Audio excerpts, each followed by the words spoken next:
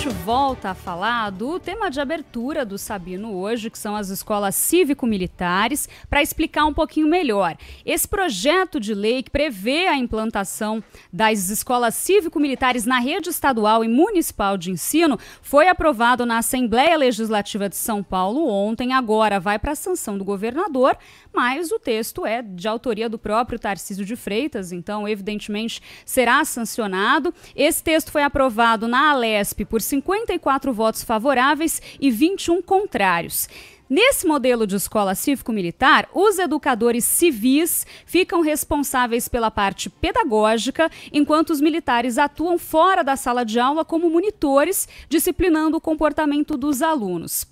Essas novas escolas, segundo o governo, podem ser implementadas em prédios escolares já existentes ou então em prédios a serem construídos. Além das escolas estaduais, unidades municipais de ensino também vão poder aderir a essa iniciativa. Só que é preciso que a cidade tenha, no mínimo, 2 escolas estaduais na zona urbana que ofereçam ensino fundamental e médio regular para que apenas uma delas seja transformada em cívico-militar. E o foco vão ser as regiões de maior vulnerabilidade social e baixo rendimento escolar.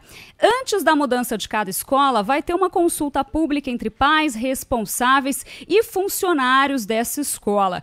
O projeto não define um número fixo de escolas a serem implementadas, mas o governador Tarcísio de Freitas já tinha dito anteriormente que a ideia é que inicialmente sejam 100, já a partir então do ano que vem. A Secretaria de Educação vai ser responsável pelo currículo dessas escolas cívico-militares, formação de professores e adequação dos prédios. E aí, essa nova legislação prevê um processo seletivo dos policiais da reserva que vão atuar no programa e também o pagamento dos seus salários por parte da pasta de educação. Vai ser pelo menos um PM por escola, eles vão atuar como monitores nas unidades de ensino e aí vão desenvolver essas atividades extracurriculares e não vão ficar armados. Para explicar mais detalhes sobre esse projeto, a gente já está na linha com o Tenente Coimbra, deputado estadual de São Paulo, que é um dos autores do projeto. Muito bom dia para o senhor, Tenente.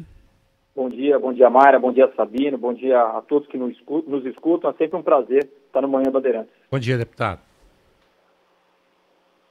Deputado, passa então os detalhes para a gente. Qual que é a expectativa de início da gente ter essa primeira escola? Como é que vocês estão vendo isso? Ontem um dia importante na Assembleia Legislativa, uma luta minha particularmente de 6 anos. Hoje um modelo próprio das escolas cívico-militares no estado de São Paulo. A previsão, de fato, como você bem disse, até 2026 são 100 escolas cívico-militares. Conversei com o secretário, a ideia inicial é fazer por volta de 30 escolas no primeiro ano, né, um pouco menor, até porque a gente tem menos tempo até o final do ano e, inevitavelmente, o processo eleitoral também vai complicar um pouco as coisas. As escolas que vão ser definidas, elas têm a base objetiva de estar com a média do IDEB abaixo da média estadual. Então, a escola, que é o IDEB, o que é o IDEB? É o Índice Médio de Desenvolvimento da nossa Educação Básica. Aquelas escolas que estão aquém, que não conseguem chegar na média estadual, aquelas escolas que têm algum processo de vulnerabilidade, seja ela por nota, seja ela por IDH, por localidade ou por alguma ocorrência que possa ter acontecido dentro da escola, né? Importante frisar também que essas escolas onde serão implementadas, os diretores e as diretoras, elas têm que ser favoráveis ao programa. Então, os diretores sendo consultados, sendo favoráveis ao programa. E aí a gente começa o nosso processo de escolha, talvez dessas 30 primeiras escolas. Esse número ainda está para ser batido o martelo, mas deve ser por volta disso. E dentro desse processo, após esse processo de escolha, a gente passa para as audiências públicas para explicar todo o programa para a comunidade escolar, né, para os professores, para as diretoras, para os funcionários, para os pais, para os alunos, e posteriormente a gente passa para a consulta pública. A consulta pública e esse processo de implementação ainda vai ser regularizado, porque obviamente isso daí não estava previsto na lei, né? Agora vai ter a regulamentação via Secretaria de Saúde, de Educação, vai ter a regulamentação da função dos militares via Secretaria de Segurança, para a gente poder correr e, de fato, temos essas escolas já no ano que vem. Deputado, existe, ninguém vai conseguir negar isso, uma certa contaminação ideológica nas escolas públicas de São Paulo. O senhor está dizendo que essas cívico-militares só serão implementadas se de acordo estiverem os diretores dessas escolas. O senhor não acha que pode ter uma reação forte aí de sindicato, de mobilização para eles negarem e se recusarem? Eu acredito que sim, nós já tivemos isso no passado. Embora o programa estadual ele seja institucionalizado agora, nós tivemos o programa federal anteriormente, que contou, inclusive, com escolas estaduais participando do programa. Está certo que numa escala baixa, mas, obviamente, a gente teve diversos outros diretores que se mostraram favoráveis. Implementamos essa escola cívico-militar no Guarujá, implementamos uma escola cívico-militar na cidade de Pirassununga. Isso também com mais 10 escolas cívico-militares estaduais. De fato, o sindicato ele faz muito barulho. A gente tem hoje um processo de ideologia dentro dos próprios sindicatos, né, de um grande corporativismo voltado a uma pauta ideológica, mas a gente tem vários diretores, vários professores extremamente favoráveis ao tema, que nos procuram, que não são sindicalizados, né, que às vezes têm receio, sim, de se posicionar publicamente, mas não tem receio de pedir e ter a tranquilidade de poder lecionar. Professores que procuram, pais que procuram. Então, de fato, vai ter pressão, eu não tapo só com a peneira, o sindicato ele vai pressionar, né, por conta de questões extremamente ideológicas, e eu falo isso porque as escolas cívico-militares elas existem há mais de 20 anos, e você não viu nenhum posicionamento do sindicato anterior a isso, só quando a pauta foi de um governo de direita, na gestão anterior do governo federal com o governo Bolsonaro, e hoje, né, nessa gestão com o governo Tarcísio, que eles estão se posicionando. Os números comprovam a eficiência do programa. Onde implementado, ele aumenta 20% de nota no MDEB, diminui a evasão escolar em 70% e aumenta a quantidade, 50% a quantidade de alunos estudando do ano correto. Vai ser uma batalha inevitável, mas a gente vai passo a passo, respeitando todas as etapas do processo, implementar, sem sombra de dúvidas. E essas escolas que têm nota baixa no IDEB, ou seja, são avaliadas como escolas que não estão dando conta de oferecer educação básica de qualidade para os alunos, elas muitas vezes são localizadas na periferia, porque a gente tem muito problema, eu tenho falado sobre isso aqui também, muito problema com escolas de periferia por causa de violência, crime organizado. Como é que está isso? Uma bola de neve, Sabino. A escola, infelizmente, quando ela é periférica, você tem o crime em volta dela, você tem, obviamente, uma contaminação dentro do ambiente escolar e você também tem uma negação por parte dos professores. O que eu falo dessa negação? Porque os professores que acabam ficando lá acabam sendo as últimas vagas. Os professores, muitas vezes, lutam para não estar nessa escola. Essa é a verdade. Né? Acabam sendo os últimos designados para esse tipo de escola e constantemente estão pedindo processo de transferência para ir para uma escola mais próxima de sua residência ou para ir para uma escola mais segura, para que o professor possa se sentir mais seguro. Então, essa escola ela está em vários sistemas de vulnerabilidade, não só de nota, social, e precisa desse suporte. A escola cívico-militar ela traz essa segurança de novo dentro do ambiente escolar. Os militares eles não atuam como professor, eles atuam dentro do ambiente escolar na parte disciplinar e administrativa. Então eles ajudam no dia a dia na escola, criando essa cultura de disciplina. O que leva essa cultura de disciplina? Leva essa cultura de disciplina o aluno a estar de forma mais ordenada dentro de sala de aula. Então vai respeitando mais o professor.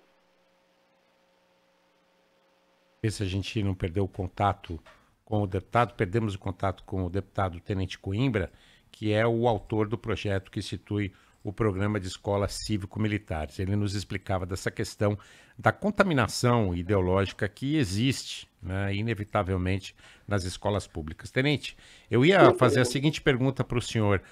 São policiais militares da reserva que ocuparão esse espaço. Eles estarão fardados e armados ou não?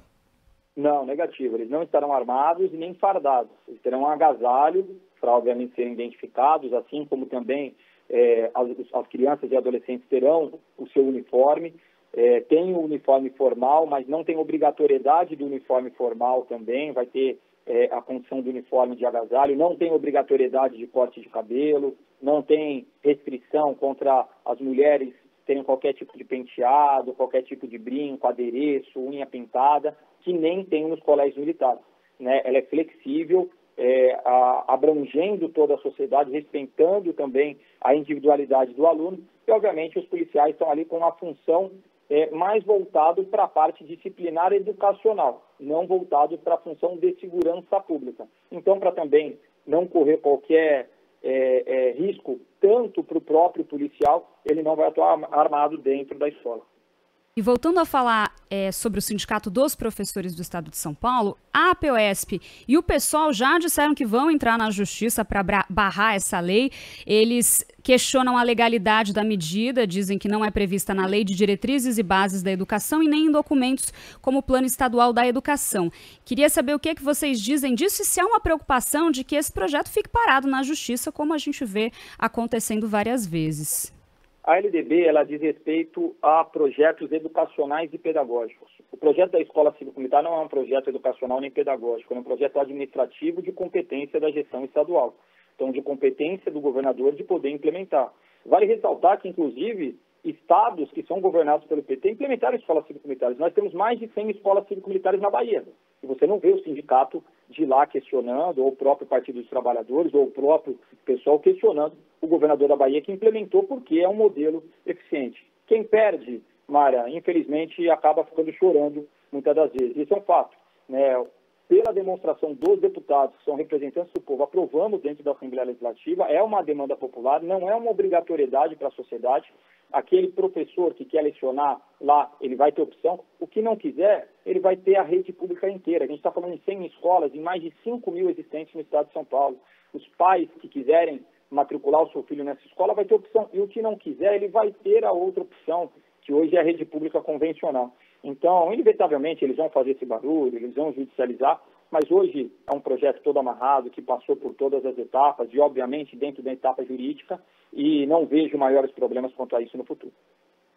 E outro ponto levantado pelos professores foi que, nesse projeto, os policiais militares ali que estiverem atuando nas escolas vão ganhar mais do que os próprios professores. A gente até chegou a questionar o governador Tarcísio de Freitas em uma agenda há uns meses atrás.